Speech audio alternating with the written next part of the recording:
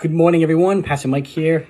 Hope you're all doing well, getting ready for your day if you're on your way to work, or if you catch this video a little later when you wake up. Just wanted to give an encouraging word to all of you today.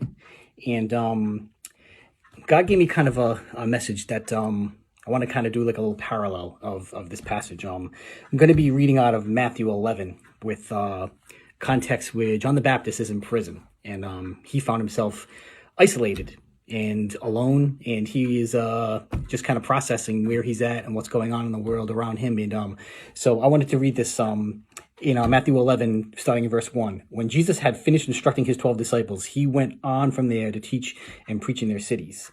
Now when John heard in prison about the deeds of the Christ, he sent word by his disciples and said to him, "Are you the one who is to come, or shall we look for another?"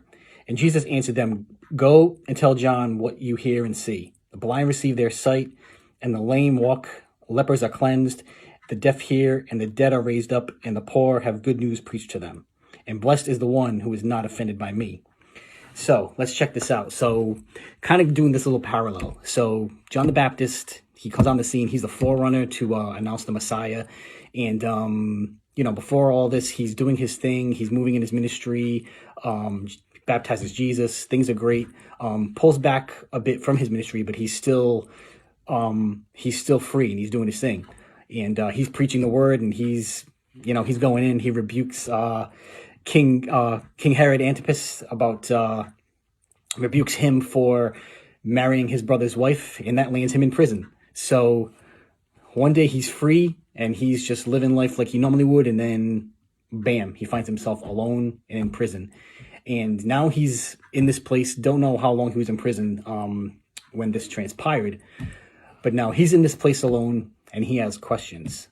And I know a lot of us right now that are feeling confined, feeling like, with this whole quarantine thing, like we might have questions. We might be like John saying, like, God, like, what is going on? Is there a purpose in this?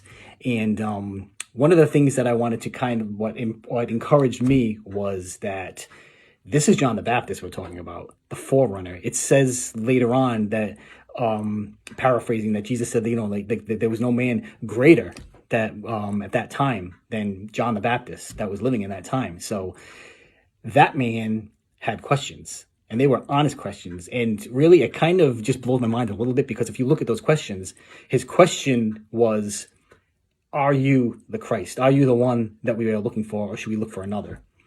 He's questioning who Jesus is, his identity. Are you the one? And what I love is the honesty. He asked the honest question of where he was at, and I just love that about God, that we can just go to him honestly, with a contrite heart, with our questions. And the other great thing is that Jesus doesn't rebuke him. I love it. He doesn't answer the question.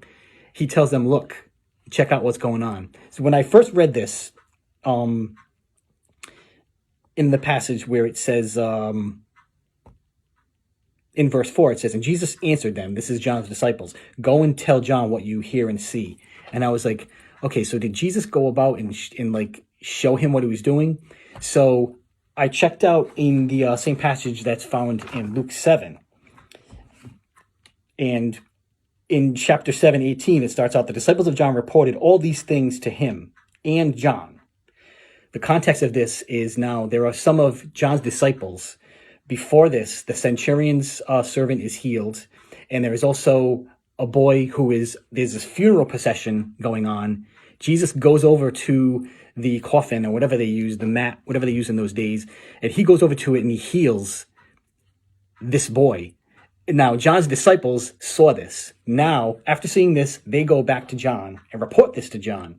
And now it says in Luke 7:19, "Calling two of his disciples to him, sent them to the Lord, saying, 'Are you the one who is to come, or shall we look for another?' And the men had come to him and said, 'John the Baptist has sent us to you, saying, Are you the one who is to come, or should we look for another?' And Jesus says the same thing. Look, you go show and you go tell John what you've seen." So these disciples have actually seen what's going on. So the context kind of just like broadens a bit now, because not only are they going by a word, but now they're going back and saying, "John, this is what we saw." And I wanted to just also kind of parallel where with John being in prison, in isolation, in confinement, in quarantine, if you will, and having questions. We all have questions. And I feel like God would be saying to us, look, that like just because you feel confined, it doesn't mean that I am. God is still doing things. We might be kind of, hooked up in our little cocoon right here, but God's still moving and doing things. And I think the most important thing in this season right now is that we should be looking for those things. I mean, I know myself, my kids, their birthdays are this week, and our original plans for this, before all this happened, was they were going to be up in school. So my wife and I were kind of like, man, how are we want to get together with our kids, but how are we going to do this? Now, even though this is a crisis going on, our kids are home, all that stuff. So we have an opportunity now to celebrate with them. So that's a good thing that has come out of this. So I just want to encourage you to don't only look at what's going on in your confinement.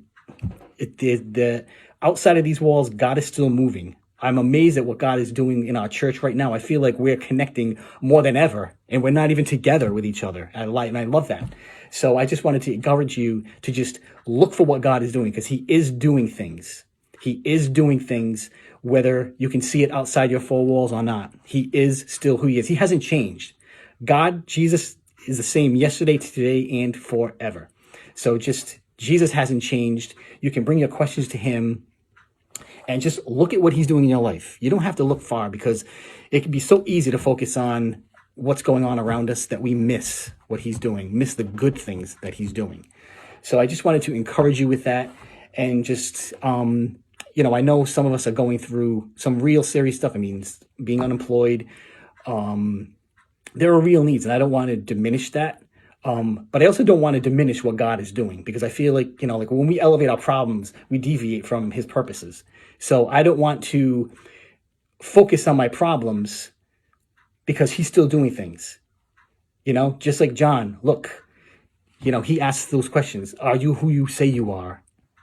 And Jesus says, I don't know, John, you tell me. The sick are being healed. The lepers are being cleansed. The lame are walking. I'm still moving, John. Even though you might feel alone, even though you might not be able to see beyond your perspective, but I'm still moving and working. And at the end of this, I just feel like there's going to be such an infusion of fire in our church, in the church as a whole, because we are all just kind of pressing in, and we're just allowing God to just use us in different ways. So I just wanted to encourage you with that word today. Just keep your eyes on him. Be honest with him. If you have questions, you can bring them to him. He wants to carry those burdens. But just at the same time, remember that he's still working. He is still who he says he is. He is the one that we are looking for. So be encouraged today. Have a wonderful day, and I'll be talking to you soon. God bless.